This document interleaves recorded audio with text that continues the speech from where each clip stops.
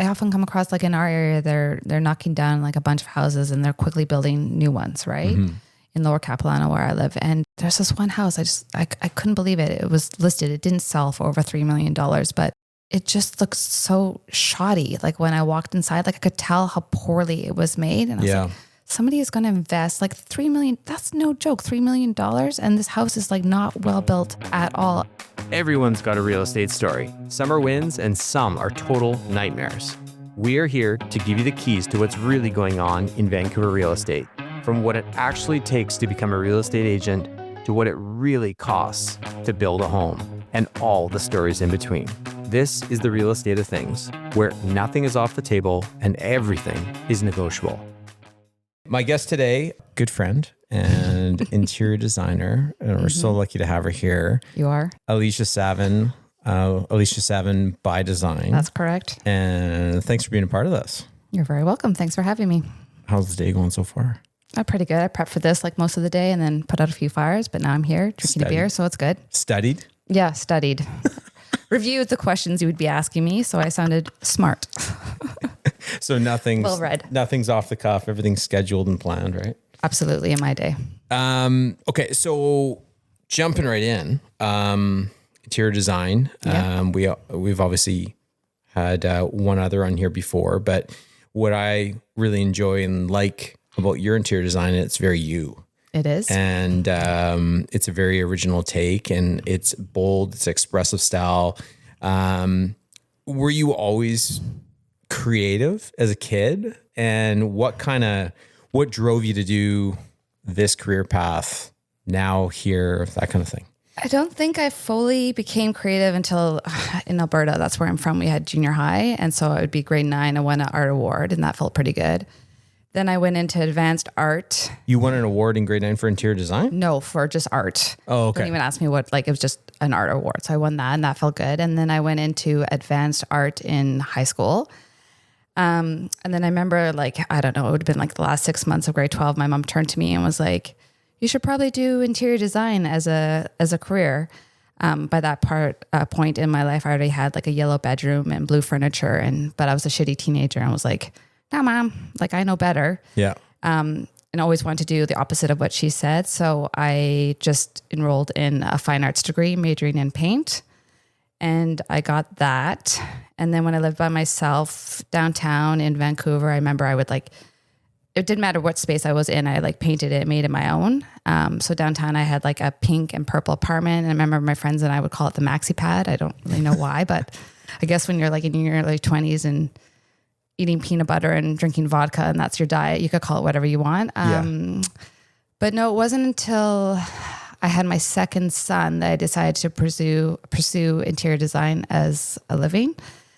Before that, I worked in animation and video games. I started off as a production assistant and worked my way up to producer. But the hours weren't sustainable with 2 little kids. So Long late nights and stuff like that. Like 9, 10 a.m. start times, 11 p.m. finish times. It just wasn't going to work out. Yeah. So I remember I called my husband and I was like, I'm going to start my own interior design business and I'll probably put us into debt. I did start the business. I did not put us into debt. I think that first year I made $1,000, but that was 8 years ago and I've been doing it ever since. So really? yeah, okay. Proud of myself. And your husband, Alex, he's in video games and he's a programmer. Is that? Nope. Artist. 2 artists making a go in Vancouver. Yeah. So did you guys met in Alberta? Did you not? At the Safeway. At the Safeway. When we were 17. Yeah. Oh, okay. Yeah. Sam and I, late nights, we used to go when we lived downtown. There was the Super Value at the top of Davie Street there. Yeah. And we'd go there and we call it the Super Value. Super Value. No, I remember I met Alex. Yeah. When I was 17, I was the cashier and he was the bag boy. And I pretended to like comic books just to get his attention. Cause as you know, he's a pretty quiet guy. Yeah. And I played that game for like 2 years. And then the last day when I was leaving there to go to university, I went away for university. I gave him my phone number and he called. So that was good. Oh, nice. Yeah. Nice. A billion years ago. And does he share your style? No. In general? No, not at all. Really? Just blindly trust in the process. Like we've been together since we were 17, living together since we were 20. And a lot of times at the beginning when I would take over like whatever home we were living in at the time, he would have like a lot of questions or like push back a little bit, but Yeah. he knows to trust the process. And in the end, he's always happy. He does always like have an ask or two, which I have to give him because it's also his space. But generally, I call the shots, which I feel good about. Which you enjoy, yeah, Which I exactly. like, yeah. And your two boys, they're 14 and 11. 11. Yeah. And I mean, you guys as a whole, as a family, you're very fashionable, very, how would you put it, kind of rock and roll and very, very original. Yeah. But you guys are all kind of like-minded. Having said, like we said about Alex, I mean, you guys all enjoy color and life and all these kinds of things that kind of it makes things kind of jive well together, right? I would definitely say like Alex and I are very unique and creative, and so is Ben, our younger one. But Jack is 14 years old, and I don't think is quite a fan of the uniqueness as much as the rest of us are. So, okay. Yeah, he's embarrassed by our house quite a bit. So, but his friends like it. So, Oh, really? Yeah, absolutely. Yeah. What would you kind of call your design? I mean, do you put a name on kind of what your niche is for it, or is it kind of? I think people would see if it was like truly my style, which is like if you were to look at my Instagram or my website and you saw my home, people would often call it like a maximalist style. Maximalist. Okay. I like to curate a little bit more than that. So I like to call it curated maximalism. I actually find it hard to work and hard to think with too many pieces like around me. So while there are like a lot of like, there's like a bright yellow vase or like the pink fridge, everything kind of is like intentional. It has its place and can easily be put back in that place. And that just helps my day-to-day flow, the function of our lives. So yeah. So when you first started out, you said it was about 8 years ago?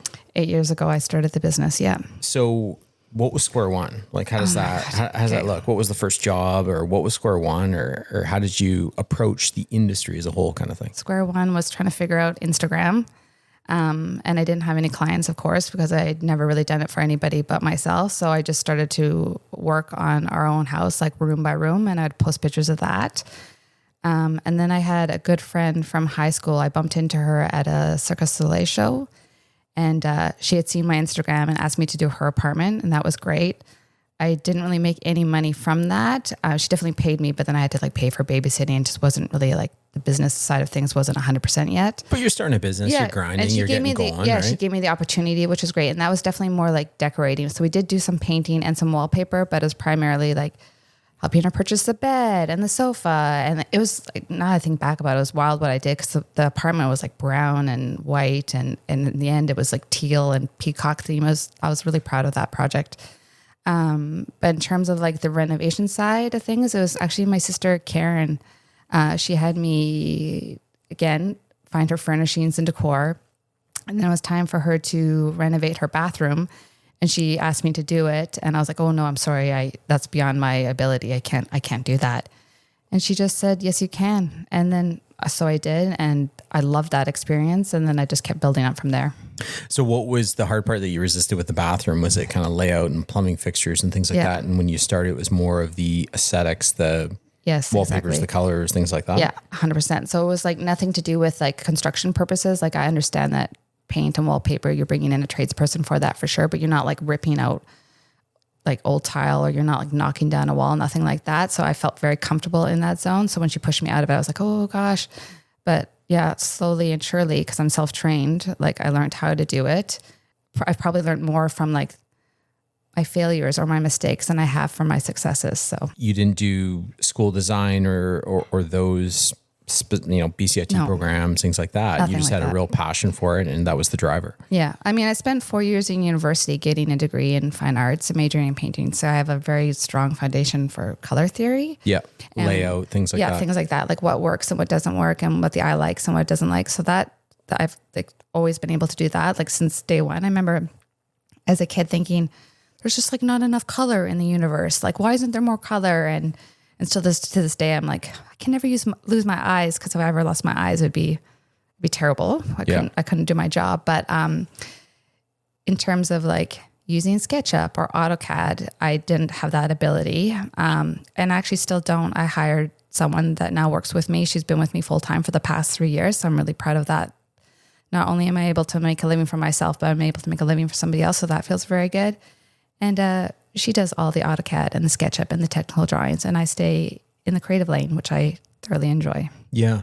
And when people find you, connect with you, things like that, they more or less from your Instagram or your website, they kind of know what to, not to what to expect, but they know, hey, this is what I want to go for in my kitchen, living room, dining room, bedroom, that kind of thing. So they're going to find you. Yes. But are they ever, do you ever combat with them and say, this is what I'm thinking on the vision board? And they go, holy shit, this is too much, totally too not. much. Or do you find that a lot of people, when they bring you in, you create the vision board or the room layout and they go, yeah, this is bang on. And they kind of know, like I say, what they're looking for. And that's you for your design style. Yeah. I mean, more times than not, it's either clients are brought to me because they've gone into like a previous client's home and they've seen the work that I've done and they really liked it.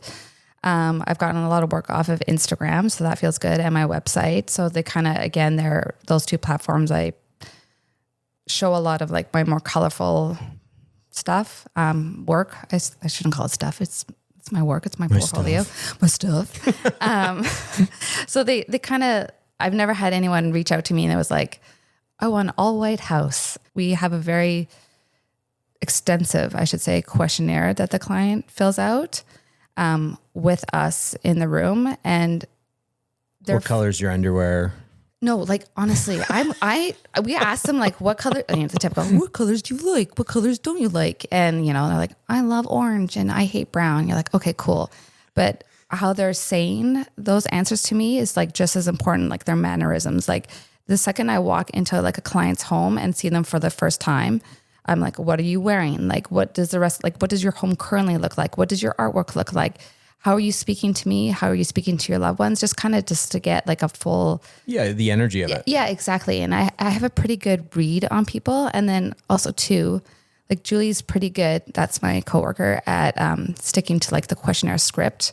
But I often like do hard pivots. I'm like, tell me about your love life, but not actually that, but like, where was your last vacation and did you like it? Like things just to get to know them more. And we take that questionnaire then, and then we build what we call like a home aesthetic overview. And that's like the first phase. We work in multiple phases, but that's phase one.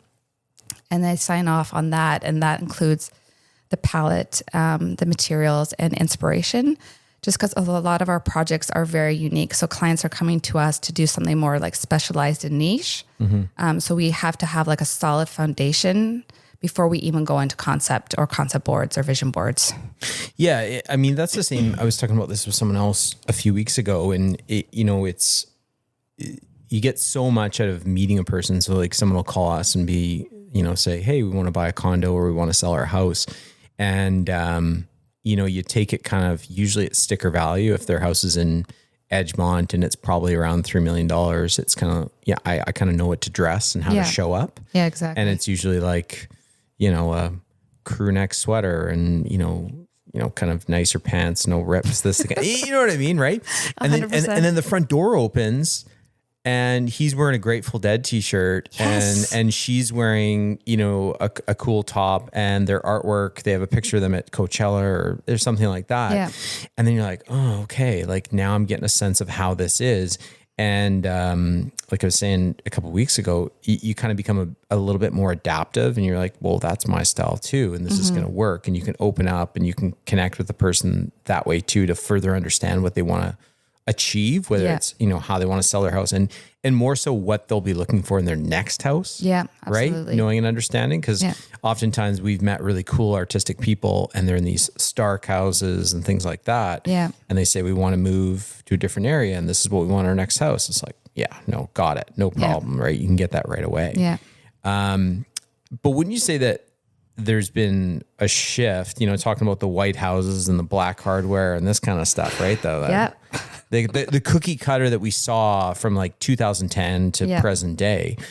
Do you feel that there's been more of a shift to flamboyant design or, Absolutely. Embracing color and doing those sorts of things. Cause I know that we've done that even more in our house, even like I say, the room we're in, we love color and having fun because you can always paint over it and make the changes. Thank you. Exactly. Right. Yes, absolutely. Wallpaper doesn't come off as easy. Yeah, but it's not as hard to get off as people might. They're like, I can't wallpaper because I can't take it down. Like it's not like your grandma's house from like the 1940s. Like it comes down relatively easy. How do you take it off? Oh, fuck it. Like a lot of steam. Talking about your house, which was kind of your first project.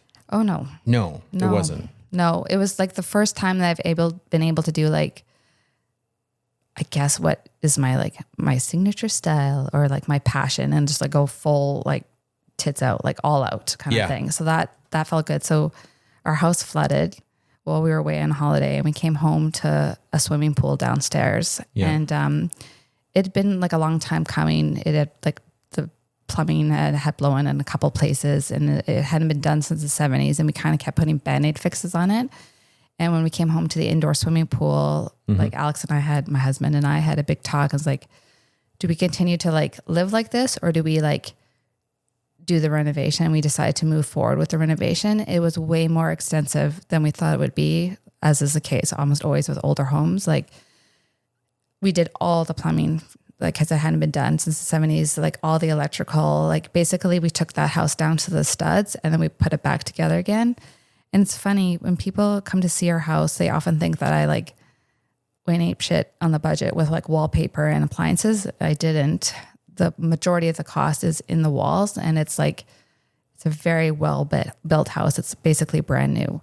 And just like, we call it the boring money, right? the stuff in the walls. Yeah, I know. It's so fixing sad. the roof. But now it doesn't leak anymore and that's good. Yeah, but it is. It's the boring money. It's the stuff that you can't see, like, right? I think it was like $12,000 and I couldn't believe it just to like level the basement. Like all our bedrooms are downstairs. I was like, no one's going to know that, you know, we spend this kind of money to like, that's a vacation, a nice vacation somewhere. And it's just like sitting in the floors. But yeah, people are often surprised to know that it wasn't me and my wallpaper choices that, you know, cost so much money. It was just building like a quality home and it takes some money to do. I don't think we've had a single client who has bought a home and renovated where they think that the hardwood flooring is going to cost X and then they're like, we have to put 400 bags of leveling compound in here. This is the worst floor I've ever seen. You're just like, it happens every single time. And it's like, no flooring guy's coming in and be like, oh, these are great. Like, you know what I mean? It's always like, oh, it's really low in this corner. And if I roll the golf ball, you know what I mean? It's always worst case scenario with flooring. It's like, it always shocks me. You could tell the people that have like done the fix quickly. So they put on like the Band-Aid stuff to make it look good. But like I'm walking in the kitchen and I could clearly see that the oven isn't level. Like it's not even like matching up with the countertop. And I'm definitely walking like downwards and that shouldn't be the case. So go home, oven, you're drunk. Drunk a lot, but generally not 2 to 4 on a weekend. Well, sometimes. No, but the oven. The oven. Level. It's like, hey, now it had a good time. Walking on a slant. That's me Saturday and Sunday afternoons, but not so much during the day. But you notice that stuff, right? Instantly. And then it always makes me think like, if they can't even get this, like what else is, like everything else is like effed in this house basically at that point. Like if I can't trust the basics, like it scares me to no end. So it might look pretty or like, digestible to the masses. It's like all white walls and it's like user friendly. I don't even know what that means anymore, but just like more people might like it or so people think, but, the integrity of the home is terrible. Yeah, no, fair enough. I mean, we talk about that a lot. I mean, you paint, if the house all interior is white and Scandinavian, and like you say, the more simplistic look, we use the term like you're casting the widest net for buyers, right? Oh, yeah. And it is, and it allows someone like for yourself to come in and put your client's spin on it and add the color and do those sorts of things too, but it's bland. It doesn't stand out as much, that kind of thing, right? But it's like, this is my question for you, Scott, is like, do clients, because if I was buying a home from you, right? And I walked into a home and the stove was drunk and it was like on a slant basically. And I'm walking like down towards it, but it's all white. I would rather see a house that had like a blue feature wall or like unique tile and like everything is leveled and I could tell it's like solid and not going to fall down. And because I could like change a paint color, I could take out old tile and put a new tile. That's no problem. But like a slanted floor, like we were talking about, like concrete, like that, maybe it's a foundation. Like there's way bigger problems being posed with that. So like, our clients looking for homes that are like, I guess you say casting a wider net, but is that what they're into more? And they'll like, are willing to take the risk with the actual house itself? Or are they like, oh no, the blue wall is fine. I could paint over that, the color of my choosing, or I'll take the house that was like maybe more structurally sound? Yeah. Two ways to answer that, I think. One being to toot our own horn. That's why you hire, I guess, us, right? And what I mean by us is any seasoned real estate agent, right? Because a lot of people will come in and they'll see a nice wolf range, whether it's level or not, or they'll see, some really eye candy features in the home. And what they're trying to do, not in all cases, is they're trying to, like you say, mask or glaze over some of the imperfections, whether there's foundation issues and things like that in the home. I would say, and then, so that's obviously why you kind of have us come in, because we can be the eyes and ears for things and know and understand what should on the surface level look how it should and other things not. Right. And then going through the home inspection, they're going to find things too, right? Yeah. I find that a lot of younger first-time home buyers, meaning like detached home buyers, say they're coming from a townhome in Moodyville and they're buying their first house in Pemberton or Pemberton Heights or wherever they're buying, Norgate or anything like that. They can be moth to a flame and they can be drawn to those pretty things and overlook the other things. So they're drawn to like, yay, it's all white, and they're like, and they go right up to you, or just more? They're more drawn to like if there's a pretty stove and there's like some nice backsplash and things like that. And going back to the, the boring money, right? They're not paying as much attention to that, where I find that's the real value in the home. Absolutely, 100%. You know what I mean? So it's a lot of times you'll come in and the house has been done up and pretty and all these kinds of things, but then we go outside and we're looking at the foundation or the roof and things like that. And you have to kind of reel them back in a bit and be like, look, I know that you love that kitchen. That's the stove, or that's the only thing they've done in the house. But these are kind of our concerning issues, and they should be thought of if this is a house of consideration kind of thing. So to answer your question, it's nice to have the feature wall of color, provided that everything else in the home, is dialed in. Yeah, 100%. Maintenance has been done, those sorts of things too, right? But there are so many of those houses, and sometimes, back in the days when people would flip houses, quote unquote, they would put the shiny range in, or a really nice, refrigerator, or a really nice fireplace, but other things have not been addressed properly. Yeah. Right. So again, it's talking about the boring money, and the boring money in a lot of ways is where the value is. Yeah. Right. So yeah, absolutely. Every single time. Yeah. I know, like on my open house travels throughout the weekend, I often come across, like in our area, they're knocking down like a bunch of houses and they're quickly building new ones, right? Mm-hmm. In Lower Capilano where I live. And there's this one house, I couldn't believe it. It was listed. It didn't sell for over $3 million, but it just looks so shoddy. Like when I walked inside, like I could tell how poorly it was made. And I was like, somebody is going to invest like $3 million. That's no joke. $3 million. And this house is like not well built at all. And it's pretty to the eyes. Sure. Like, it's got the, marble or whatever like that. But like, yeah, like you're saying, it had marble like in the kitchen, but then the nothing was like leveled in the bedrooms, like the closet, the shelves were off, and like the baseboard trim was like poorly done. I'm like, oh, so again, you're just like drawing your eye to like this one feature, but you're not seeing the overall. Totally. That's just, I can't believe it. Couldn't believe it. Still don't believe it. Yeah.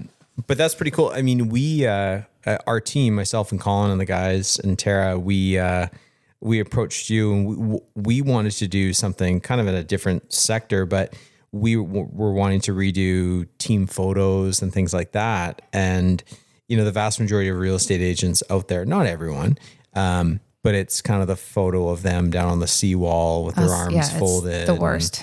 Or, they're walking, looking at an iPad and, this kind of stuff. Or they're like holding their glasses at an angle, like, that, like where you like cock your head and you're like, I'm thinking. Yeah. And we wanted to do something really different. We approached you and we did our team photos at your house, which was an absolute ton of fun. Yeah. And we've been using those photos for our new website and stuff like that. But it's kind of, again, that was the attraction for us. We wanted to do something different with our website and how we presented ourselves, but it's much the same how clients will approach you, I think, and say, we want to do something different. We want to express ourselves. Yeah. We want to be a little bit more edgy. And that's, again, what we're saying, that's kind of where design has gone to a certain degree as of late, where people are having more fun with these rooms, right? Yeah, they should. Like, I would hope someone has fun in a room, or at least makes it them, because it's like, it's their house. So I just don't understand why you'd want to live in a space and not make it uniquely yours. Yeah, exactly. And making it uniquely yours. I mean, when you go into someone's house, we briefly touched on this. They email you, come on over. We live at 1234 Smith Road. Got it. Great house over there on Smith Road, right? But I find, like I say, when I walk into a listing presentation, or maybe it's the same for you when you walk into a house, do you get an immediate kind of understanding of what their DNA is, or what they might be wanting to get at? Yeah, 100%. Yeah. It's very rare for me, and I'm like not tooting my own horn, but if I have a pretty good read on people, like almost right away. Yeah. And it will be very odd if I can't figure somebody out, or somebody confuses me. But yeah, within the first, I'd say 5 minutes, I have a pretty good understanding of like who you are. And it's not necessarily what you're saying. It's like just how you're acting, like how we were talking earlier, like the art in your home. Or I've definitely gone into those clients' homes. I'm like, ooh, I better dress in my like fanciest blah, blah, blah outfit. But I walk in and they're wearing, like you said, the Grateful Dead t-shirt. I'm like, okay, you've spun my head around. I now see you as like, you have wealth, but you're not interested in showing it. Whereas sometimes it's interesting too. I'll think the opposite of a client. I'm like, oh, I could just wear jeans and a t-shirt. It's all good. And then I go into their home and they're dressed in like, what's it called? Balenciaga. Sorry, I don't know. Balenciaga? Balenciaga. Sorry, your wife would kill me, but I'm like, but they're just like, yeah, the clients, you can't really know somebody 100%, I think, until you like meet them in person and you see, especially where they're living. Like, it's so personal, right? Like, someone's home is like, I think should be a reflection on them. And if it's not, and they want to get it to that level, there's definitely pieces in their home, which I think tell like a story of who they are. Do you find that, I mean, your design, it's kind of like, if you were, how do I put this? Yeah. How do you put it? If you were a landscaper and someone called you and was like, we want to come over and get a landscape quote. Well, that landscaper's going in that you're getting quoted on a landscape. It's kind of like you're designing in a way where people know your design. They've researched it. So they know what they're going to get, is what I'm getting at. There's no surprises when you open up your book or your iPad and kind of go like, hey, these are past projects. No one's going, holy shit. Yeah. This is what we thought. Right. But do you find that husband and wife, two partners, things like that, do you find that one is usually leading the charge and some people are a little bit more hesitant? Or do you find that both are quite energetic in the process and they're both like, yeah, we love color, we love this? Or one person's kind of like in the kitchen giving you and the partner a look kind of thing? Or how do you kind of deal with that? Or kind of what do you experience? So it's funny because Erica spoke to this as well on your podcast. If I could take any course right now, like I've done all the business courses, like I feel very strong in my interior design capabilities as it stands right now, but I would love to take a course on like human relationships, especially like marriages or partnerships, I should say, not just marriages, but because you often there is almost always, if I'm working in a partnership, there is one person that generally like takes the lead. And in the past, I used to be like, okay, this person that's taking the lead, I will talk to them about like budget or the concept or the design. But then what was happening was there was like a triangle effect. So that person would be talking to their partner, and then the partner would talk to them, and then they would talk to me. So it was like just not working out. It was not like effective in any way. So now if there's two people making like, or paying for it, I should say, paying for my services. Oh, yeah. There you go. Both have to be in on all. So we have our phases and there's like a very big meeting that happens at each phase. Both people have to be present at that phase. So concept, design development, absolutely budget, like scheduling, all those kind of things. Cause it wasn't efficient use of my time when there wasn't both of them in the room at the same time. We have lately in the last year, lots of like women who live by themselves. And I absolutely love working with this type of client. I think it's great because like this person, she knows what she wants. She's either come out of a marriage or she's like chosen to like live on her own. And she's like, they know how to make decisions fast. Like they know their budget. I respect their budget. And it just goes along like boop, boop, boop, boop, boop, boop. No problem. So I love working with them. Yeah, it's my favorite. Yeah. Sit down with me. Yeah. And obviously your design is very much your signature. It's your personality and things like that. Do you get the question a lot where people go, well, we really like this, Alicia, but what do you think this will do for resale? Oh, that's gotta be one. I was shocked when you asked me to be on this podcast because I was like, that's the question I like get. Like I 9 times out of 10. Well, okay, no, that's not true. If a client comes to me, genuinely they anticipate staying in their home for like the foreseeable future. They're not planning. They're not going to invite me in and say, hey, Alicia, in 1 year we're going to be selling this place. I've never been asked to do that. The closest I've ever had is 2 to 3 years out. The clients knew that they were going to possibly buy another place, but still want to use color. So in that instance, when we did do some fun colors, so we did blue and green because it's just like, universally more liked as opposed to like a yellow or like a magenta, that kind of thing. And then more cost-effective materials. So like no handmade tile. It's like, that's like $55 a square foot. And then we just went for manufactured tile, which is like $8 a square foot. So did ways and means of that. But if a client approaches me, they generally want to stay in their home for a long time.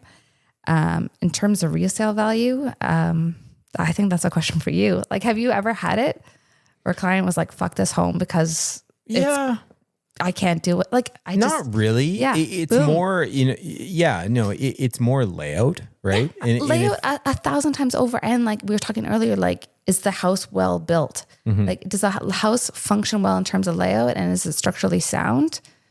Then that to me is everything. Wild ideas from clients. Do you get them a lot saying, obviously they're emotionally invested because they love your style and they brought you into a project for, what you can do, transform a space, things like that. Have you ever gotten some kind of crazy ideas from clients and how do you kind of combat or defuse or segue and find like a median ground, kind of like that kind of thing? Do you ever get some crazy asks or, hey, I found this light on this and you're like, that's not going to work. Like, I actually have it written into my contract now that if a client wants to buy something like outside of what I've suggested for the space, that can you please send me a picture, like a text, email, send it via courier pigeon. I don't even care, but let me know about it so I could kind of say, yes, that will work and no, it won't work before they purchase it. Cause like so many times I've come in on a project and then, I get a text Sunday morning at 10:30 saying, hey, I'm at the flea market and I bought this thing for the room. Isn't it great? And I'm like, oh my gosh, that's like spinning the whole design like on its head. That said though, it's like knob and tube wiring. Yeah. I can't advocate, being like, you should do what you love and design the house for you. And then say to a client, don't buy the piece that you love at the flea market. And then not, that's hypocritical of me. Mm-hmm.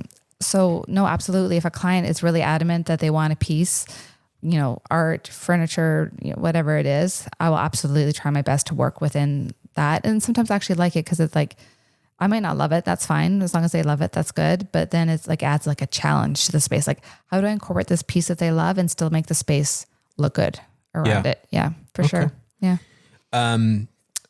Being, an original design style, all these kinds of things. Yeah. Where do you find your inspiration style? Because at the end of the day, and it's something like I said, talked about with Erica too, you're an artist in your own craft, in this craft rather, because you are an artist in your previous job. It's true. But where do you find inspiration? Is it music? Is it art? Is it travel? Like where do you kind of say, shit, that looks good, or that would be awesome, or you just get a feel, a look, a personality of something?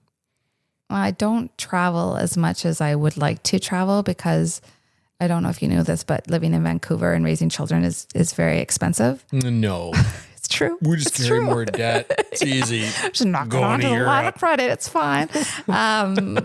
So, I mean, I would love to travel like a whole bunch. Like if I could just travel full time as my job, that's probably what I would do. But unfortunately, that is not the case. And so here you are designing houses. Absolutely. For people who probably can afford to travel and have an interior designer, but that's really fine.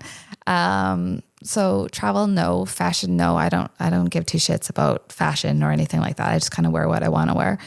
I think for me, so all my clients live in my head, all of them, all at once. Whoever's project I'm working on, they just kind of take up residency in my brain.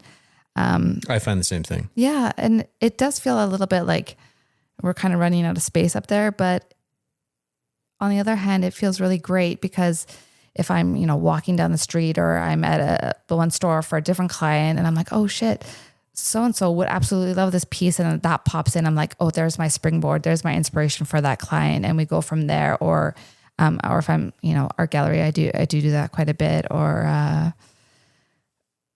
I think it's just like the day to day. I do spend a lot of time every single morning. I wake up very, very early and I do for like about 20, 30 minutes, troll all my suppliers. I like and subscribe to just about everything. And I see like what's coming out, what's like going in this direction, what's new for this season. And I'm like, okay, that would be perfect for so-and-so and this and for that person. Pinterest more when I'm like actually in a client's project and I'm looking for inspiration for their project.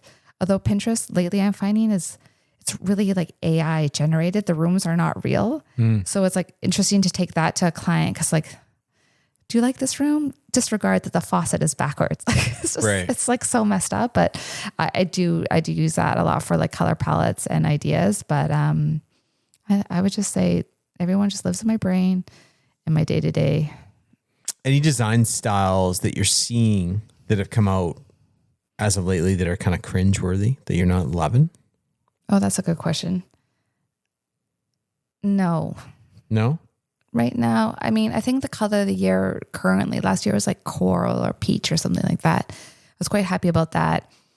This year, it seems to be more like the browns, which isn't bad at all.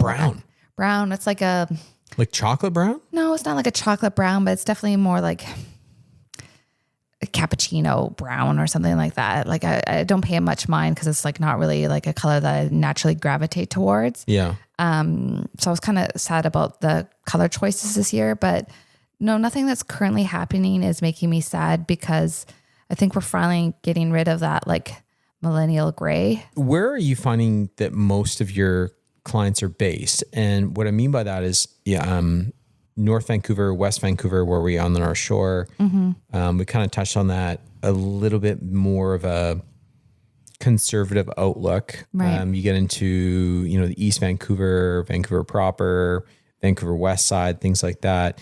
Where are you seeing that there's the most demographic for your style, for your business? Where are you doing kind of the most kind of work? Ooh, that's a tricky question. At the beginning was all the North Shore because people hired me because they knew me or, I had so-and-so over for a cup of coffee and they tended to live close together. And that was the reason why. But nowadays I have a project out by UBC. I have 2 downtown. I have 3 on the North Shore and I have 1 in Port Coquitlam. Okay. Yes. Yeah. I'm all over the map. And are you working from home mostly? Like is your office at the house? Yes, my office is at my house. I like to only work 2 to 3 days in my office, and 1 to 2 of those days I like to block it off if I can for like creative work. So I like spread out all my samples and I really get down to like, what am I selecting for this client and that client. The other 2 days a week I'm out sourcing or at site visits or meeting with clients. Yeah. Going back to the whole thing, if you could take another course, which I found quite funny, and marriage. It would be on marriage counseling, right? Yes. Oh. It's funny because a million years ago, before real estate, where Samantha and I met, my wife, we met working at Robson Street Cactus Club, right? And before that, I worked at Broadway Cactus, and I worked at Coquitlam Cactus, and those years, that experience that I had working there, like I worked in the kitchen, I bartended, I did management. Dealing with, customers that would come in and their burgers burnt or their fish isn't cooked and all this stuff. And some people, it was like the end of the world. Yeah, it's crazy. Or dealing with drunk people. And I think one of the greatest things on my resume prior to being in real estate was working in restaurants. And I say that because it really truly makes you learn and think on your feet. Right. Yeah. But have you ever finished a project or the wallpaper's gone in or the tile's gone in or the flooring's gone in or something, and one of, husband, wife, partner, or that one singular client says, "Oh, I don't like that." And no, definitely not. My work is too unique and niche, not for me to like pull 1,000 wallpaper samples and tile samples and paint swatches. Like we don't just pull the swatches, we put it up in the room so we see how it plays like throughout the day. Yeah. By the time that construction is done, that client is fully aware how that room is going to look 100%. And I have their sign off on it. And it's never really been anything but that looks great. Or I'm so happy with it. I've never had like, oh shit. I've definitely had, oh shit at the concept development, like, oh no, I do not like this. And like the husband saying, I do not like this. And the wife saying, I love it.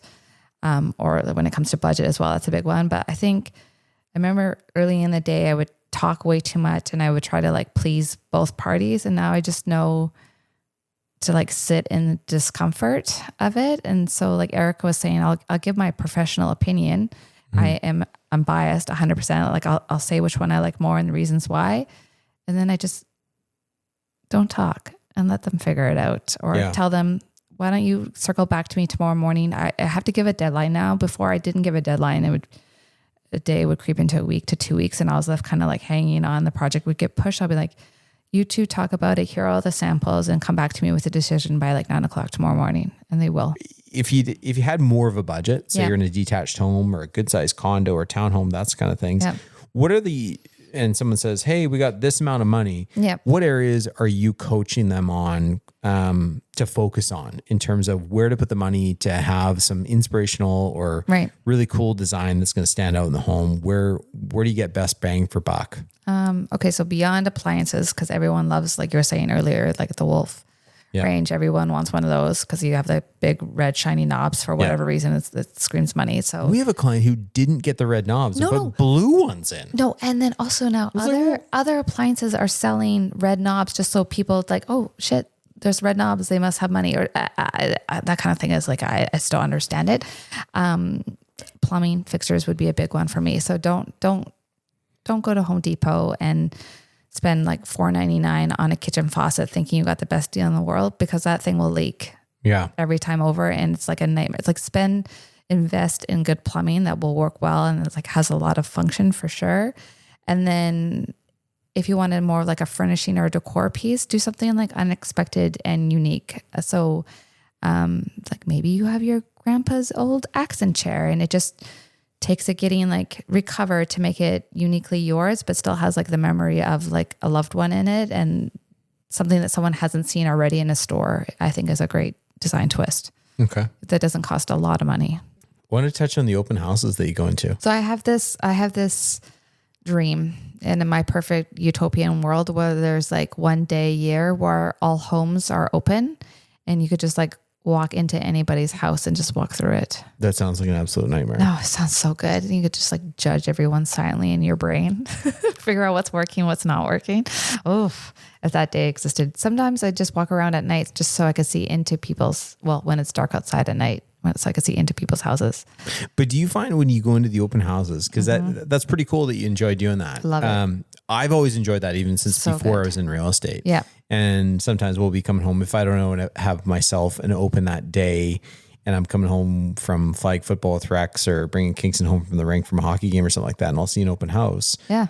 I've taken the boys in and you know, we have to disclose we're an agent, blah, blah, blah, blah, blah. But I really enjoy it. And I enjoy it from a few different things. How that agent is kind of perfecting their craft. How is the home set up? How does it look? Those sorts of things, especially if it's an agent I don't know, because if it's an agent I know, they know what I'm doing there. I'm just snooping, right? Yeah. But I really enjoy understanding how they set the home up, right? What their preparation was, what was their planning, how are the MLS sheets situated, What are they doing? How are they greeting me at the door before I introduce myself as an agent? Yeah. But what do you enjoy being in interior design about going through open houses? Are you like, oh shit, I would, change this space, or what could I do with this space? Or I really love this, or what are you getting out of it? Like why do you enjoy it? It's funny. I never really thought of your side of it, like the real estate side of it. So I absolutely 100% judge how the real estate human is doing in the situation. Like if they're wearing clothing that looks dirty or is wrinkly, I instantly judge. Like before, I'll also introduce myself as like an interior designer. I don't want them to waste their time. I just want to walk through the house, and I'll say that like right up front. But before I get a chance to do that, they'll often greet themselves and I'll shake their hand. So how they present themselves is very important to me. I like snacks. I'll never eat any of the snacks, but I kind of want to see what they have out there. No for one ever clients. eats the food. You know what fills me with so much murderous rage is seeing a toilet bowl seat up in real estate pictures. Yeah. That's the worst. Yeah. Never do that. Just shut that. Like it just flop it down. Yeah. Don't ever do that. I totally agree. It's very offensive. I love that. I love it. Well, this has been It's been a delight. an absolute blast. And your style, your energy, everything is very Alicia, very original. Thank you. And I absolutely love it. Always like to know and understand for people who are listening, where can they find you? Where can they get in touch and all that kind of stuff? Instagram. I have a pretty good Instagram presence. I should probably do it more than I do, but Alicia Savin by Design. Let me say that one again. Instagram, Alicia Savin by Design. My website, aliciasavin.design. And if you want my phone number or my email, you can ask Scott. Yeah, that works, right? Perfect. Yeah. And you were nice enough to share some pictures of your own home with us, and we'll throw those up on I shared some clients' homes and too. some client Don't homes. just show my home because people are going to think I'm like insane then. See how you made your bed like an open house. I'm asleep in it. Right? And we'll share those on our Instagram. Okay, good. And I can't thank you enough, Alicia, for being here. Thank you for having me. If you like this podcast, by all means, give us a review, follow us, find us wherever you get your podcasts. And reach out anytime. Phone number, contact info in the bio. And thanks again for listening. Thanks for hanging out with us. And remember, in Vancouver real estate, nothing's off the table and everything's negotiable. Subscribe now to The Real Estate of Things wherever you get your podcasts.